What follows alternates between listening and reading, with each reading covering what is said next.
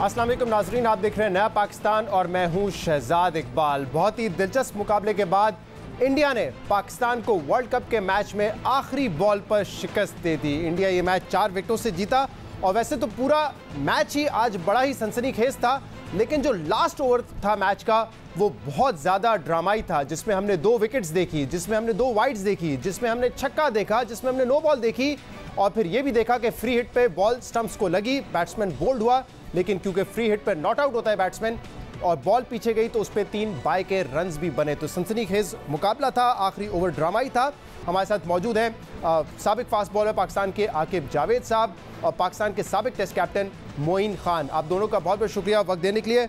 मोइन खान साहब, बड़ा ही interesting match था, दिलचस्प मुकाबला था और हम फैंस भी ये सोच रहे होते काश ये हो जाता तो ये शायद मैच जीत जाते, ये प्रेशर मोमेंट्स अच्छा खेल लेते और मैच जीत जाते। आपने ओवरऑल मैच को कैसे देखा और क्या लगता है आपको कि टर्निंग पॉइंट कहाँ पे था जो शायद अगर हमारे हक में जाता तो मैच जीत सकते थे हम? आई थिंक सबसे पहली बात तो ये शहजाद, एक तो बहुत ही T20 क्रिकेट का बेहतरीन मैच हुआ है। आई मीन के लोग इमेजिन नहीं कर सकते थे पहले इस मैच से होने से पहले कि इस तरह का मैच ड्रामेटिक अंदाज के अंदर जो है वो फिनिश होगा, लास्ट बॉल तक जाएगा। और आई थिंक ये ड्रीम स्टार्ट है इस वर्ल्ड कप का, इंडिया पाकिस्तान कॉन्टेस्ट पूरी दुनिया देखना चाहती है, तो पूरी दुनिया में फॉलोअर्स हैं इंडिया पाकिस्तान के। एक बहुत ही सनसनीखेज, एक बहुत ही आइडियल T20 एंटरटेनिंग मैच था, जिसमें कहना चाहिए कि जो प्रेशर नेचुरली जो था वो दोनों टीमों के ऊपर था, कभी इंडिया पे आ रहा था और कभी पाकिस्तान पे आ रहा था।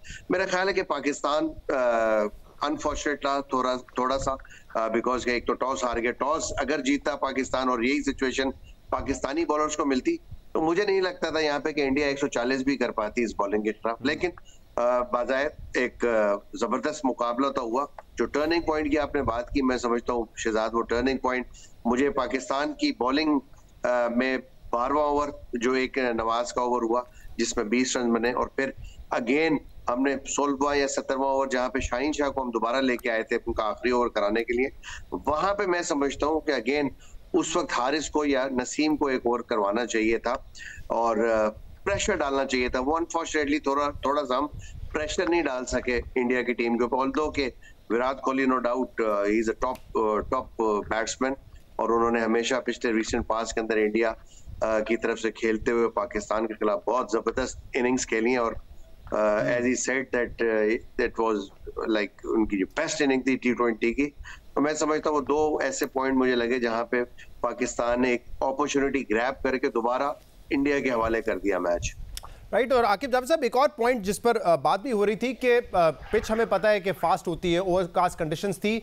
आपको लगता है पाकिस्तान एक बॉलर शॉर्ट था क्योंकि आसिफ अली ने आज 8वें नंबर पे बैटिंग की है और वहां पे भी वो एक बाउंसर पे आउट हो गए, खेल नहीं सके, तो एक ऑलराउंडर को मोहम्मद वसीम को उनकी जगह पर या फिर अगर एक हसनैन जो टीम में थे उनको खिलाना चाहिए था? आपको लग रहा था कि 1 बॉलर शॉर्ट थे और अगर वो स्ट्रेटजी हमारी मुख्तलिफ होती तो शायद कुछ रिजल्ट बेहतर हो सकता था? देखिए, जब आप ऑस्ट्रेलिया में खेलने जा रहे हैं तो कोई ऐसी टीम नहीं आपको मिलेगी जिसके पास सीम बॉलिंग ऑलराउंडर ना हो, और आप 8 नंबर पे एक प्योर बैट्समैन जो कि बॉलिंग भी नहीं करता और ग्रेट फील्डर भी नहीं है, उनको खिलाने का कोई फायदा नहीं। क्योंकि देखिए, जब भी आप इंडिया के अगेंस्ट या बड़ी टीमों के अगेंस्ट खेलेंगे तो सारी माइंड गेम चल रही होती है। रोहित शर्मा ने गलती की अक्सर पटेल को 12वां ओवर देके, क्योंकि देखिए एक मोमेंटम चल रहा होता है, बैट्समैन सेट हो रहे होते हैं और वेट कर रहे होते हैं कि कब वो एक्सेलरेट करें, और वो 12वें ओवर में भी इफ्तिखार के लिए आइडियल था कि वो फंसा हुआ है, बॉल आ नहीं रही, स्विंग हो रही है और एक आपने लेफ्ट आर्म स्पिनर उसको लगा दिया जिसमें उन्होंने 21 रन बनाए। इसी तरह से जो कोहली और पांड्या ने शुरू किया, स्ट्रगल किया, क्योंकि उनके अंदर ये कॉन्फिडेंस था कि वाइल वो थोड़े सेट हो गए तो फिर वो 10-11 की एवरेज आजकल जो है वो अचीवेबल है। हालांकि वो 13 तक भी लेके गए, लेकिन उन्होंने टारगेट किया हुआ था because Kohli and Pandya I think they are very intelligent characters जो कि कैलकुलेट भी करते हैं, अपनी गेम को बदलते भी हैं जी। उन्होंने एक चीज तो समझ ली कि जब उन्होंने 20 रन किए थे नवाज को, उनको ये पता था कि अब नेक्स्ट ये एंड में उसको लेके जाएंगे और इनके पास कोई पेस बॉलिंग ऑप्शन नहीं है। दूसरा, आज जो मैच देखा उसमें शाहीन शाह अफरीदी की वो 100% फिटनेस और वो नजर नहीं आई। दूसरा ये है कि जब आप का एक बॉलर है जो कंसिस्टेंटली विकेटें ले रहा है, विकेट टेकिंग बॉलर हारिस रोज बन चुका है, आपने उसको जहां शाहीन को उन्होंने करवाया था 17वां ओवर गालबन जी, वहां लास्ट ओवर पे कराया था। आना चाहिए था हारिस को, क्योंकि एवरेज बढ़ रही थी और उसने कोहली ने कहा भी कि हमने वहां से एक्सेलरेट किया कि जब हमने देखा कि शाहीन बॉलिंग के ऊपर आ रहा है तो दिस इज द ओवर। इसके ऊपर शाहीन के उस ओवर में 17 रन पड़े और इसके बाद हारिस रऊफ ने बड़ा अच्छा ओवर करा लिया था, 4 गेंदों पे 3 रन दिए थे और स्पेशलिस्ट समझे जाते हैं डेथ ओवर्स के हारिस रऊफ। आप तो उनको बहुत अच्छी तरीके से जानते हैं, यॉर्कर्स उनकी बड़ी मशहूर है, लेकिन वो जो आखिरी 2 बॉल्स थी वो लेंथ बॉल थी। एक तो बड़ा अच्छा स्ट्रेट खेला, बड़ा मुश्किल शॉट खेला जिस पे 6 था, और फिर एक और लेंथ बॉल लेग साइड पे जो 6 के लिए उठा दिया। मोइन खान साहब, एक जिस पर अभी थोड़ी सी कंट्रोवर्सी भी है वो नो बॉल की है। एक तो बड़ा मार्जिनल डिसीजन था, आमतौर पे ऐसे डिसीजंस थर्ड एम्पायर को रिव्यू किए जाते हैं कि वो फैसला करे कि रिप्ले देखे कि नो बॉल था या नहीं था, लेकिन यहां पे एक ये भी बात की जा रही है कि विराट कोहली के प्रेशर में शायद आके उसने नो बॉल दे दी एम्पायर ने, क्योंकि उन्होंने वहां पे प्रोटेस्ट था किया, बाद में बाबर ने एक्सप्लेनेशन भी मांगी और वो मुतमईन नजर आए शायद अपनी उनकी एम्पायर की एक्सप्लेनेशन से। आपका एक्सपीरियंस क्या कहता है, नो बॉल था वो और क्या एम्पायर का फैसला दुरुस्त था? जो रिप्लेस में देखा है शहजाद, नो बॉल तो लग रहा था कि नो बॉल जरूर है, बट इस तरह के डिसीजन, और ये मैंने चेक भी किया है अपने एंड पे कि आईसीसी की जो अंपायर्स की मीटिंग होती है उसमें ये चीज वाज़े तौर पे डिसाइड हुई भी थी। ये अभी की नहीं, ये चंद सालों पहले की मीटिंग की मैं बात कर रहा हूँ, जिसमें जब इस तरह की नो बॉल होती है तो अंपायर का पहला काम होता है वो थर्ड अंपायर पे कंफर्म करता है कि हाइट इसकी मार्जिनल जो भी नो बॉल है या नहीं है, बट जो अंपायर से गलती हुई है यहाँ पे वो अंपायर से गलती हुई है कि उन्होंने रेफरल नहीं लिया, बट वो डाउटफुल बॉल था, यकीनन मे बी वो थर्ड अंपायर पे जाता तो वो डिसीजन में भी पाकिस्तान के भी हक में आ सकता था और वहां पे एक एक्स्ट्रा बॉल नहीं होती, वो एक्स्ट्रा रन नहीं बनता तो पाकिस्तान की फेवर में भी आ सकता था। बहरहाल मैं अगेन ये कहूंगा। अच्छा मोइन भाई, यहाँ पे एक चीज जरा क्लियर कर दें, क्योंकि सोशल मीडिया पे ये बहुत सारे मैसेजेस आ रहे हैं कि उसके बाद जब फ्री हिट थी वो बोल्ड हुए और उसपे भी 3 रन बन गए तो वो डेड बॉल हो जाती है। इसमें भी रूल बहुत क्लियर है, रूल बहुत क्लियर है आईसीसी का, वो चेक भी कर लिया हमने, पढ़ भी लिया है खुद भी। जब भी आप फ्री हिट खेल रहे होते हो तो आप जब तक एक तो आप शॉट मारते हैं और कैच अगर जा रहा होता है, कैच के दौरान जब तक फील्डर के हाथ में बॉल नहीं जाती, आप जितने रन बनाते हो वो प्लस हो जाते हैं आपके, और जब बॉल फील्डर के हाथ में खत्म होता है तो उस वक्त वो डेड हो जाती है बॉल। उसके बाद जो भी रन आप भागते हैं बनाते हैं वो काउंट नहीं होता। एक बात। दूसरी बात ये कि अगर आप इन केस ऑफ कि आप बोल्ड हो जाए, बोल्ड होने की सूरत में विकेटों को बॉल लग के अगर बाउंड्री भी क्रॉस कर जाए तो आपको चौका मिलता है और आप जितने रन भागना चाहें आप भाग सकते हैं। बिल्कुल सही है। तो as far as this rule is concerned, rule बिल्कुल क्लैरिटी के साथ है, लिखा हुआ गया है और मेरा नहीं ख्याल कि इसके अंदर कोई डाउट है। बट जो अमेजिंग चीज थी वो ये कि इस रूल का कोहली को बहुत अच्छी तरीके से पता था। वो जिस तरह उन्होंने रनिंग की है, 3 रन बनाए, वो आई थिंक एडिशनल रन वो बहुत ज्यादा अंडर प्रेशर ले आए यहाँ पे मोहम्मद नवाज को। ना बिल्कुल सही कह रहे हैं, उनको पता था ये रूल का, उन्होंने 1 मिनट नहीं लगाया, पता था बोल्ड हो गए, भागते रहे और उन्होंने 3 रन स्कोर किए। मोइन भाई, अब नेक्स्ट मैच के लिए आपके ख्याल में ये जो भी आकिब भाई ने बात की कि 8वें पे अगर आसिफ अली को खिला रहे हैं क्योंकि अब शादाब ऊपर आ रहे हैं, नवाज भी उनसे ऊपर आ रहे हैं, तो क्या बेहतर स्ट्रेटजी नहीं होगी कि एक एक्स्ट्रा ऑलराउंडर खिला लें या बॉलर खिला लें? क्योंकि देखें ना, इंडिया ने भी जो स्पिनर्स थे उन्होंने सिर्फ 4 ओवर करवाए और अक्षर पटेल पहले ओवर में आए, 20 रन खाए, उनको दूसरा ओवर नहीं मिला, लेकिन उनके पास एक ऑप्शन था कि हम पांड्या की तरफ जा सकते हैं। क्या आगे अगले मैचेस में यही स्ट्रेटजी होनी चाहिए? देखें, आकिब की बात से बिल्कुल मैं सेकंड करूंगा, बिकॉज कि आप किसी एक प्योर बैट्समैन को नंबर 8 पे T20 में नहीं खिला सकते या ना नहीं खिलाना चाहिए। उसकी जगह बेहतर ये होगा कि आप बिल्कुल एक बॉलिंग ऑलराउंडर ले सकते हैं या अपनी बॉलिंग को स्ट्रेंथन कर सकते हैं। आसिफ अली को आपने खिलाना है, आसिफ अली को पूरा चांस देना चाहिए, उनको फिर ऊपर के नंबरों में खिलाएं जहां पे आप कभी प्रमोट कर देते हैं शादाब को, कभी प्रमोट कर देते हैं आप नवाज को, तो इस तरह कभी हैदर अली को नंबर फ्लैक्चुएट करते हैं। तो आई थिंक थोड़ा सा रोल को डिफाइन करना चाहिए यहाँ पे, और हम सिर्फ ये देख रहे हैं कि ऐसा लग रहा है आसिफ अली को शायद चंद बॉलों के लिए सिर्फ टीम के अंदर सिलेक्ट किया जा सकता है, किया जाता रहा है। तो ये मेरा ख्याल है स्ट्रैटेजी पाकिस्तान की गलत है। पाकिस्तान को यकीनन अगले मैच में एक चेंज जरूर करनी पड़ेगी, उनको एक बॉलर इंडक्ट करना पड़ेगा, और जैसे शाहीन की हमें फॉर्म नजर आ रही है शाहीन को सपोर्ट के लिए भी आकिब ने कहा था कि बिल्कुल एक फास्ट बॉलर टीम में होना चाहिए। अनफॉर्चुनेटली कि कोई ऐसा बॉलिंग ऑलराउंडर, टॉप ऑलराउंडर नहीं है, बट आपके पास सिर्फ एक ही चॉइस है, मैं समझता हूँ वसीम की। अगर वसीम को नेक्स्ट मैच में खिला लें एज एन सिक्स बॉलर और एज एन ऑलराउंडर, तो आपके पे एडिशनल चांस होगा इन पिचेस के ऊपर किसी भी ओपोनेंट को अपना जो भी छोटा भी अगर टारगेट आप दे रहे हैं तो उसको डिफेंड कर सकते हैं। ठीक है आकिब, जरा बैटिंग की बात करते हैं। स्लो स्टार्ट था, विकेट्स जो दोनों ओपनर्स थे हमारे वो जल्दी आउट हो गए। फिर आज इफ्तिखार ने बड़ी कमाल इनिंग्स खेली और शान जब थोड़ा फंस के भी खेल रहे थे, उन्होंने जो एक वाइड मिड ऑन पे पुल किया, वहां से मेरे ख्याल से थोड़ा सा प्रेशर कम हुआ। फिर उन्होंने मोमेंट का इंतजार किया और जैसे स्पिनर आए पहले उन्होंने अश्विन को एक छक्का मारा, फिर एक ओवर में अक्षर पटेल को 3 छक्के मारे, तो उन्होंने बड़ा अच्छा परफॉर्म किया। उनकी बैटिंग को कैसे देखते हैं? शान ने एक अच्छी स्टडी इनिंग्स खेली, तो मेरे ख्याल से ये तो 3 और 4 पे हो गए हैं। अब फखर को इंक्लूड करना चाहिए अगर वो फिट हो जाए शान की जगह या किसी और की जगह, ये भी बताइएगा। और किस बैट्समैन को फिर आप ड्रॉप करके मोहम्मद वसीम या किसी और बॉलर को खिलाना चाहेंगे? देखिए आइडियली अगर आप देखा जाए तो जो आसिफ अली हैं वो 7 नंबर पे आ जाए, क्योंकि मुझे हैदर अली के रोल का भी समझ नहीं आ रही, क्योंकि अगर 4 तक इफ्तिखार आ गए तो 5 और 6 तो शादाब और नवाज आ जाएंगे और 7 पे आसिफ फिर भी बेहतर है, क्योंकि अगर उसकी स्लॉट में बॉल दे तो चक्का मार देता है। बट आई थिंक कि मुझे हैरानी हुई है और अफसोस हुआ है कि आप उस लेवल की क्रिकेट खेल रहे हैं। मोइन से पूछे, मैं उस बॉल होने से पहले इनको कह रहा था कि ये बॉल गिरने से पहले मैं आपको बता दूंगा कि आसिफ अली अगर डीप इन क्रीज जाएगा, जब वो डीप जाता है तो उसका पिछला पांव जो है वो स्टंप्स के पास चला जाता है। वहां पे जो लोग उसे जानते नहीं वो उसे लेंथ बॉल या मुंह में कर देते हैं, जो वो सामने हिट मार देते हैं जी। अगर वही बॉल जैसे आज की है, अगर आप बाउंसर मारते हो, शॉर्ट पिच करते हो, तो उसके पास पीछे जाके अपनी पोजीशन ही बनाने की जगह नहीं है। तो आई थिंक कि उनको थोड़ा सा इतना तो करना चाहिए कि आपको इतना विजिबल ना हो जाए आपका फॉल्ट के आपको हर बंदा जो ट्रैप कर ले। और दूसरी बात जो आपने इनकी जो सिलेक्शन पॉलिसी है ये बिल्कुल फ्लॉप हुई है, एक्सपोज हुई है, क्योंकि जब ये फकर को इन्होंने टीम में डाला है तो लेग स्पिनर जो आपके पास एक ही ऑप्शन है स्पिनर्स की, वो उस्मान कादर थे, उनको निकाल दिया और खुशदिल इज स्टिल इन देयर। और मुझे ये नहीं समझ आती कि 2 बैट्समैन बाहर बैठे हैं और जो खेल रहे हैं उनमें भी एक ज्यादा है। तो अगर बाहर निकलता है हैदर अली, आसिफ, तो आपके 3 बैट्समैन जो है बेंच पे बैठे होंगे और सिर्फ आपके पास फास्ट बॉलिंग में ऑप्शन है।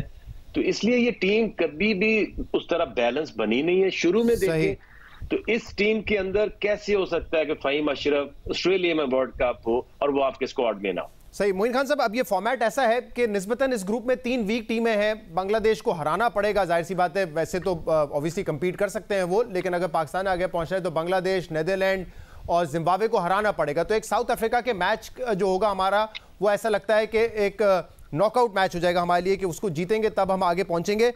लेकिन कुछ प्लस पॉइंट्स हैं इस मैच से, आपकी नज़र में वो क्या है? यकीनन इफ्तिखार की बैटिंग और शान मसूद की बैटिंग जो है बड़ा कॉन्फिडेंस देगी कि अब सिर्फ टॉप 2 ने नहीं परफॉर्म करना है, तीसरे चौथे पे भी ऐसे बैट्समैन हैं जो कि इन कंडीशंस में परफॉर्म कर सकते हैं। अरे शहजाद, मैच एक तो पहली बात है कि बहुत अच्छा हुआ पाकिस्तान टीम को। एटलीस्ट इस मैच से ये जरूर कॉन्फिडेंस मिला हुआ कि जितनी भी वर्स्ट सिचुएशन हो जाए जी, अगर हमारी पहले बैटिंग है, हमारी विकेटें गिरती हैं, तो हम एक अच्छा टोटल पोस्ट करने में कामयाब हो सकते हैं। एक ये सेल्फ बिलीव तो यकीनन आया होगा। As far as the bowling is concerned, मैं समझता हूँ बॉलिंग में थोड़ा सा हमने देखा कि नवाज को और हारिस ने ऑल दो के बहुत अच्छी थ्रू आउट बॉलिंग की है। सिर्फ वही 2 बॉलें ऐसी थी जिन पे 2 उनको छक्के पड़ गए। उसके अलावा सिर्फ एक फैक्टर जो मिस मैच में नजर आया वो थी नवाज की बॉलिंग। नवाज मेरा ख्याल है थोड़ा सा अंडर प्रेशर आ गए और उन्होंने कोशिश ये की थी कि मैं तेज बॉलिंग करूं रादर देन के थोड़ा सा पेस अगर वेरी करते तो मे बी जो इतने जोर से ग्रिप पकड़ के बैट्समैन हिट मार रहे थे वो मिस टाइम भी हो सकता था। तो यहाँ से पॉजिटिव मेरा ख्याल है ये है कि पाकिस्तान टीम के पास अभी मैं कहूंगा कि परेशान होने की बात नहीं है। अच्छा खेलें और टीम चेंज करने की हम जरूर बात करें, बट आपको अपनी ओपोनेंट जरूर देखनी होगी, आपको पिच देखनी होगी और आप समझें कि अगर टीम नहीं चेंज करनी तो कोई जरूरत नहीं है चेंज करने की। टीम इसी टीम के साथ जाए और अगर जरूरत समझे, महसूस करें कि हाँ पिच पे इस तरह की कोई चीज है, बिकॉज कि अगर आपके अपने अगले मैचेस हम देखते हैं तो सारे मैचेस ऐसे जो आपके ओपोनेंट्स हैं वो स्पिनर्स को इतना अच्छा नहीं खेलते as compare to Indian team. तो वहां पे मेरा नहीं ख्याल है कि यहाँ पे किसी भी स्पिनर्स को हम कोई ड्रॉप कर सकते हैं या एडिशनल फास्ट बॉलर डालने की आपको जरूरत पड़ेगी। तो मेरा जाती ख्याल यही है कि अगर पिच आपको अच्छी मिल रही है इन ऑपोजिशन के साथ, आप इसी टीम के साथ जाए, आप कोई चेंज करने की मेरा नहीं ख्याल जरूरत। बट अगर जरूरत है किसी चीज की तो वो है आसिफ अली के ऊपर डिपेंड जरूर करें, उसको इस नंबर पे ना खिलाएं आप, जो उसका प्रॉपर नंबर है उसको उस नंबर पे कम से कम 5वें या 6ठे नंबर पे आप उसको भेजें, ताकि उसको थोड़ा सा मौका तो मिले ना। वो आप अभी तो ऐसी लग रहा है स्ट्रेटेजी से 4, 5 और 6 बॉलों के लिए हम मोहम्मद आसिफ अली को जो है वो टीम में राइट। और आखिर में मेरे ख्याल से क्विकली विराट कोहली पे बात कर लेते हैं। हम आप लोगों ने देखा होगा अपने कैरियर में भी कि बहुत बड़े बड़े बैट्समैन आते हैं, जब उनका 1-1.5 साल बुरा जाता है तो राइट ऑफ कर देते हैं, लेकिन मेरे ख्याल से आज उन्होंने जिस तरीके का इनिंग खेली है, सारे क्रिटिक्स को उन्होंने जवाब दे दिया है। और किसी भी बैट्समैन के लिए एक आइडियल इनिंग होनी चाहिए कि कैसे आपने बिल्डअप करना है। प्रेशर में आए थे, 31 for 4 था 7वें ओवर में। कैसा देखते हैं? पहले मोइन आप बता दीजिएगा, फिर आके से पूछूंगा मैं। शहजाद देखें, नो डाउट, कोई डाउट है ही नहीं विराट कोहली की एबिलिटीज के अंदर, और जो उन्होंने प्रीवियसली परफॉर्मेंसेस दी हुई है इंडिया के लिए वो ढकी छुपी नहीं है। अच्छी फॉर्म, बुरी फॉर्म, ये एक पार्ट है गेम का, बट जो बड़े प्लेयर होते हैं वो इसी तरह का कमबैक करते हैं और इसी तरह कंसिस्टेंटली परफॉर्म करते हैं वो। जो सबसे अच्छी बात थी कि उनका जो बिलीव था वो बहुत हाई लेवल का आज बिलीव था। उन्हें पता था अगर मैं खड़ा रहा एंड तक तो मैं जितवा दूंगा ये मैच, और इसी तरह उन्होंने पांड्या को भी अपने साथ खिलाया और आइडेंटिफाई की। जो गेम अवेयरनेस जिसकी हम बात करते हैं वो आई थिंक बहुत ही हाई लेवल की थी आज इंडियन बैट्समैन की, स्पेशली इस पेयर की जहां 4 खिलाड़ी टॉप ऑर्डर आउट हो चुके थे और जहां ये पार्टनरशिप लगी, उन्होंने उस सिचुएशन को ग्रैब किया। जिस तरह आकिब ने भी कहा, उन्होंने आइडेंटिफाई किया जिस वक्त रिदम में नहीं थे शाहीन शाह अफरीदी, उस ओवर में उनके रन्स बनाना और फिर हारिस की उन 2 बॉलों के ऊपर हिट आउट करना।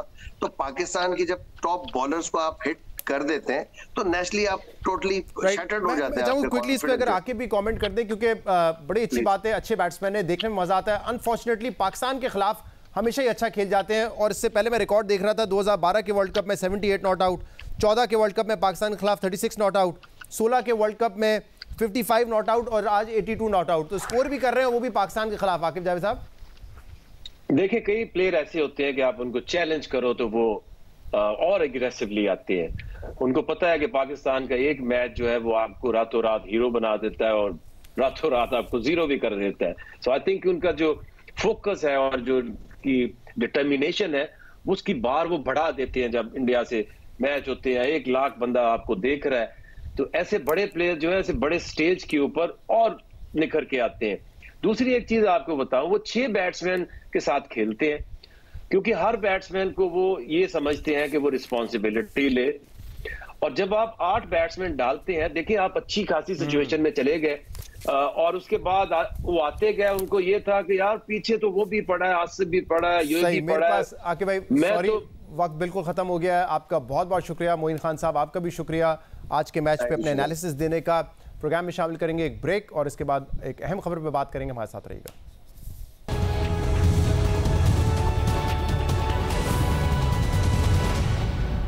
Welcome back. Election commissioner of Pakistan ने पाकिस्तान तहरीक इंसाफ के चेयरमैन और पाकिस्तान के साबिक वजीर आजम इमरान खान को आर्टिकल 63(1)(p) के तहत तोशाखाना केस में नाअहल कर दिया है, और अपने फैसले में यह भी लिखा है कि साबिक वजीर आजम इमरान खान के खिलाफ करप्ट प्रैक्टिसेस में मुकदमा चलाया जाए। ECP के इस फैसले के मुताबिक इमरान खान ने असासों को जो जाहिर किया था वो गलत जाहिर किया था। फॉल्स स्टेटमेंट जमा करवाने पे उनको जो है नाअहल किया गया है, और इमरान खान ने इलेक्शन कमिश्नर ऑफ पाकिस्तान के इस फैसले को इस्लामाबाद हाई कोर्ट में चैलेंज किया है, जिसकी समाअत कल इस्लामाबाद हाई कोर्ट में होगी। लेकिन इस फैसले पर जो जाने माने कानूनदान हैं उनकी राय ये है कि ये फैसला कमज़ोर लगता है, क्योंकि election commissioner of Pakistan disqualify नहीं कर सकता है किसी भी मेंबर पार्लियामेंट को जब तक अदालत की या ट्रिब्यूनल की कोई ऐसी कन्विक्शन मौजूद ना हो। और इस केस में अदालत की कोई कन्विक्शन मौजूद नहीं है, बल्कि जो लीगल केस बनाने का कहा है वो डिस्क्वालिफिकेशन के बाद कहा है। आपको सुनाते हैं कि मुल्क के जो जाने पहचाने कानूनदान हैं वो इस फैसले के हवाले से क्या राय रखते हैं। इन्होंने सिर्फ इलेक्शन एक्ट 2017 के सेक्शन 137 का सहारा लिया है। सेक्शन 137 ये कहता है कि अगर कोई गलत कोई गोशवारा दाखिल करता है अपने असासों के हवाले से, तो उसके खिलाफ 120 दिन में कानूनी कार्रवाई जो है, प्रोसिक्यूशन, क्रिमिनल फौजदारी कार्रवाई जो है वो शुरू की जा सकती है। 120 दिन की लिमिट है, उसको पहले फलांगना होगा किसी की तरह। मुझे नहीं समझ आया कि इलेक्शन कमीशन ने कैसे उस मुद्दत से तजावुज किया। तो जाहिर तो बहुत सारा पोटेंशियल नजर आ रहा है, जो इनका ऑपरेटिव पार्ट है, जो रीजनिंग है, उसमें तो बिल्कुल सुकुम नजर आ रहा है। फैसला जो आया है वो 63(1)(p) के तहत आया है, और 1P में जो ये कहा गया है कि अगर कोई शख्स ऐसे हरकत करता है इस किस्म की, तो उस सूरत में उसको डिस्क्वालीफाई कर दिया जाए। लेकिन ये अभी तक तो फैसला हुआ नहीं है कि उन्होंने किया है, यानी किसी अदालत ने फैसला नहीं किया है अभी तक। ट्रायल के बाद करती है, प्रॉपर ट्रायल होना चाहिए, वो अभी तक तो ट्रायल हुआ नहीं है उसका। तो इस सब के होने से पहले उन्होंने डिक्लेयर कर दिया कि वो डिस्क्वालीफाई है। तो मेरे ख्याल में ये जरा जल्दबाजी से उन्होंने फैसला किया। मेरी नजर में तो इस्लामाबाद हाई कोर्ट इस ऑर्डर, इनकी जजमेंट को सस्पेंड कर देगी। इश्यूज उठ सकते हैं अपील में, वो एक तो ये है कि क्या किसी कन्विक्शन और ट्रिब्यूनल के हतमी फैसले से पहले ये पावर एक्सरसाइज की जा सकती थी, जबकि सेक्शन 232 में ये बात दर्ज है कि कन्विक्शन जहां हो चुकी हो या ट्रिब्यूनल का हतमी फैसला आ चुका हो, तो उस सूरत में जो है वो पावर है ईसीपी को कि वो प्रोसीड करके 5 साल तक की डिस्क्वालिफिकेशन करे। अब इस ऑर्डर में ना सिर्फ के प्री रिक्विजिट्स का कोई जिक्र नहीं है, क्योंकि वो मीट हुए भी नहीं है, क्योंकि कन्विक्शन नहीं हुई है, ट्रिब्यूनल का कोई फैसला नहीं है। सेक्शन 137 में जो बंदिश है कि 120 दिन के अंदर प्रोसीडिंग्स होनी चाहिए, तो अगर क्या वो क्रिमिनल प्रोसीडिंग्स वहाँ पे इंक्लूडेड हैं, तो फिर यहाँ पे तो 120 दिन के बाद ये डायरेक्शन क्या दी जा सकती थी या नहीं। कमजोरियाँ हैं इस फैसले में। इलेक्शन कमीशन जो है उसको ये इख्तियार नहीं होता कि वो अदालत के इख्तियारात इस्तेमाल करे। जिस तरह किया गया है, उनको जो इख्तियार है आइन के तहत, वो तो ये है कि अगर कोई डिस्क्वालीफाइड हो गया है, किसी केस में सज़ा हो जाती है, चीज़ें जब साबित हो जाएं तो फिर डिस्क्वालिफिकेशन होती है। इस फैसले में बुनियादी मसले हैं। इमरान खान को डिस्क्वालीफाई कर दिया इस टर्म के, अब उनके खिलाफ कल को क्रिमिनल ट्रायल चलता है इन्हीं ऑफेंसेस के हवाले से कि आपने गलत डिक्लेरेशन की, आपने एसेट्स डिक्लेयर नहीं की, उसमें वो इक्विट हो जाते हैं क्रिमिनल ट्रायल में।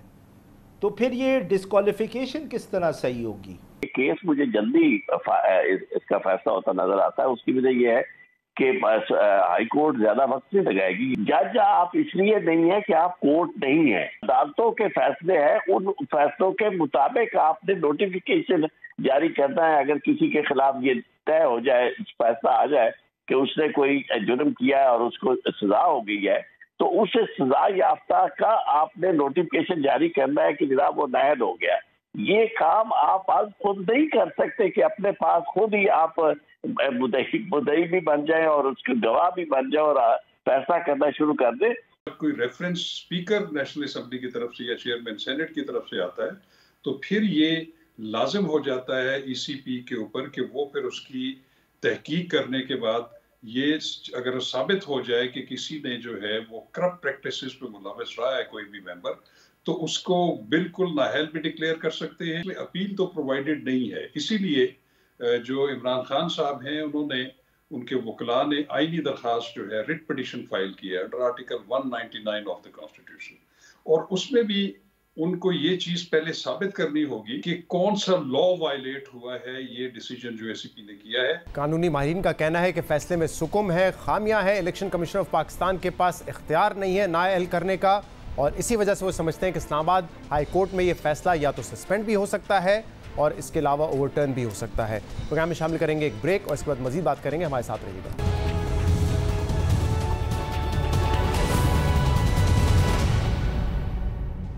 वेलकम बैक नाज़रीन। पाकिस्तान तहरीक इंसाफ के चेयरमैन इमरान खान अब बैकडोर चैनल से मुज़ाकरात का एतराफ़ तो कर रहे हैं, लेकिन साथ में ये भी कह रहे हैं कि अब इन मुज़ाकरात से उनको कोई ख़ास उम्मीद नहीं है। इलेक्शन होते हुए उनको नज़र नहीं आ रहे, और उन्होंने ये भी ऐलान किया है कि जुम्मे के दिन वो ऐलान कर देंगे लॉन्ग मार्च का, और कह रहे हैं कि हमारा लॉन्ग मार्च में तशद्दुद नहीं होगा, लोग इंजॉय करेंगे और फैमिलीज आएंगी, जिसकी तफसीलात उन्होंने कहा वो बाद में बताएंगे।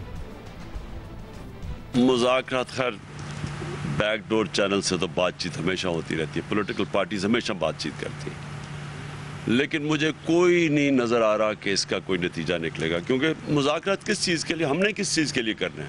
हम इलेक्शन चाहते हैं, हमारे लिए कोई मुज़ाकरा सिर्फ इधर तक अहमियत है कि इलेक्शन हो, लेकिन मुझे पूरा यकीन है कि इन्होंने इलेक्शन नहीं करवाने और इंशाल्लाह मेरे ख्याल में जुमे को मैं अनाउंस कर दूंगा अपनी डेट लॉन्ग मार्च की। जुमे को डेट का ऐलान कर दूंगा, इस पर हम बात करेंगे, जिसके लिए हमारे साथ मौजूद सीनियर सहाफ़ी और तजज़ियाकार मुजीबुर रहमान शामी साहब। शामी साहब कह रहे हैं मुज़ाकरात हो रहे हैं लेकिन कोई नतीजा नहीं निकलता नजर आ रहा, इलेक्शन की डेट उनको नहीं मिलेगी और अब वो कह रहे हैं कि जुमे के दिन लॉन्ग मार्च का ऐलान कर दूंगा, बट वो कह रहे हैं कि इसमें कोई तशद्दुद नहीं होगा, फैमिलीज आएंगी, लोग इंजॉय करेंगे। क्या आपको लगता है कि अब मायूस होकर इमरान खान साहब जो है वो मुज़ाकरात से मायूस होकर एक हतमी लॉन्ग मार्च की तरफ जा रहे हैं और क्या इतना इफेक्टिव होगा वो लॉन्ग मार्च जिससे उनको इलेक्शन मिल जाएगा जो उनकी ख्वाहिश है? देखें शहजाद साहब, वो कह रहे हैं कि बैकडोर चैनल्स जो हैं उनसे बातचीत हो रही है, तो और साथ ही उन्होंने कहा कि सियासी जमातों के दरमियान बातचीत होती रहती है। तो इसका मतलब यह है कि वो जिन राब्तों की बात कर रहे हैं वो सियासी जमातों के दरमियान राब्ते हैं। तो अगर सियासी जमातें चोरी छुपे बातचीत कर रही हैं तो फिर उनको खुल्लम खुल्ला ये बात करनी चाहिए और कैमरों के सामने बैठना चाहिए। इसमें शर्माना क्या है, और बैठकर एक दूसरे को कायल कर ले। तो खान साहब अगर लॉन्ग मार्च करेंगे और वो कह रहे हैं कि लॉन्ग मार्च भी जो है वो बस पिकनिक की तरह होगा और लोग हंसते मुस्कुराते आएंगे, तो क्या वो पिकनिक मनाएंगे कहाँ? जब लोग इकट्ठे होते हैं फिर आप उनको कैसे रोक सकेंगे? उनकी लगाम किसके हाथ में होगी? अगर कोई तसादम हुआ, कोई झगड़ा हुआ, तो फिर किसकी जिम्मेदारी होगी? और इस बात को यकीन से कैसे कह सकते हैं खान साहब कि लॉन्ग मार्च के नतीजे में उन्हें इंतखाबात की तारीख मिल जाएगी? तो जो लीडरशिप है उसका इम्तिहान होता है, वो नतीजा पैदा करती है, वो कन्फ्यूजन को ख़त्म करती है, वो अभाम को ख़त्म करती है, अभाम पैदा नहीं करती, कन्फ्यूजन पैदा नहीं करती और बेयकीनी पैदा नहीं करती। तो खान साहब अगर इस बात पर गौर करेंगे तो उन्हें अंदाज़ा होगा कि लॉन्ग मार्च के नतीजे में कोई तसादम हो सकता है। और अगर साहब इनके कुछ रहनुमा फवाद चौधरी समेत ये कह चुके हैं कि जब लोग सड़कों पे आ जाते हैं और अगर वो कुछ चंद लोग उनमें से कुछ कर दें तो फिर उनकी जिम्मेदारी हम तो नहीं ले सकते। क्या अब इस तासुर को जायल करने के लिए और कोई सुप्रीम कोर्ट उन पे कदगन ना लगा दे कि आप नहीं आ सकते इस्लामाबाद, क्या इस वजह से अभी एक सॉफ्ट इमेज दे रहे हैं अपने लॉन्ग मार्च का? आपको लगता है ये हिकमत अमली है? ये हिकमत अमली भी हो सकती है, लेकिन ये अपने आप को धोखा देने के मुतरादिफ है। हम सब जानते हैं कि जब कुछ शख्स लोगों को सड़कों पे आने की कॉल देता है, लोगों को इकट्ठा करता है, लोगों को प्रोग्राम देता है लॉन्ग मार्च का या इस्लामाबाद इकट्ठे होने का या किसी और जगह, तो फिर नताइज की जिम्मेदारी भी उसी पे होती है। जो भी नताइज होंगे, अगर वो लॉन्ग मार्च कामयाब होगा तब भी, नाकाम होगा तब भी, और अगर तसादुम होगा तब भी, तो ये जिम्मेदारी इससे गुरेज नहीं हो सकता और जिम्मेदारी तो कबूल करनी पड़ेगी। और उनको ये बात, इसका तयक्कुन हासिल करना चाहिए कि आज तक किसी लॉन्ग मार्च के नतीजे में क्या कोई इंतखाबात की तारीख किसी को मिली है? क्या किसी तहरीक के नतीजे में लोगों ने किसी हुकूमत को खत्म किया है? जी, और शामी साहब आपको वैसे लगता है कि ये आप कह रहे हैं लॉन्ग मार्च से भी तारीख नहीं मिल रही इलेक्शन की उनको, लेकिन ये आपको पता है ना, और इमरान खान साहब तो ये अब मेरे ख्याल से डायरेक्टली वाजे भी कर चुके हैं कि उनके लिए इलेक्शन के साथ साथ नवंबर की तैनाती भी मसला है, तो इलेक्शन की डेट तो नहीं मिलेगी, जो भी तैनाती का प्लान है हुकूमत का, क्या उसको वो बदल सकते हैं प्रेशर क्रिएट करके? मेरा तो ख्याल है वो भी नहीं बदल सकेगा। वो भी लेकिन जब एक हुकूमत मौजूद है, वो दस्तूर के ताबे हुकूमत है, तो वो अपने इख्तियारात भी इस्तेमाल करेगी जो उसको हासिल है। तो हाथ पे हाथ रख के तो बैठ नहीं जाएगी। और ये ऐलान भी हो चुका है कि अब तो रिटायरमेंट का कितना दफ्तों की बात है। तो इमरान खान जो कुछ हासिल करना चाहते हैं, उन्हें उसके लिए जमहूरी रास्ता इख्तियार करना होगा। एजिटेशन कर सकते हैं, वो एहतजाज कर सकते हैं, लेकिन एक खास हद के अंदर उसको रखना होगा। अगर वो बेहद हिसाब मामला करेंगे तो फिर उनके हाथ में मेरा नहीं ख्याल है कि कुछ आने वाला है या वो नताइज हासिल कर सकेंगे। बहुत बहुत शुक्रिया। मुजीबुर रहमान शामी साहब हमारे साथ मौजूद थे। इमरान खान ने कहा जुमे तक वो लॉन्ग मार्च का ऐलान कर देंगे। अब देखना है कि एग्जैक्ट लॉन्ग मार्च की डेट क्या होगी और कितना मौसर होगा ये, क्या इलेक्शन की डेट हासिल कर लेंगे या हुकूमत का जो भी प्लान है नवंबर की तैनाती के हवाले से क्या उसको बदल पाएंगे। आज के प्रोग्राम में इतना ही। शो से इजाज़त दीजिए। अल्लाह हाफ़िज़।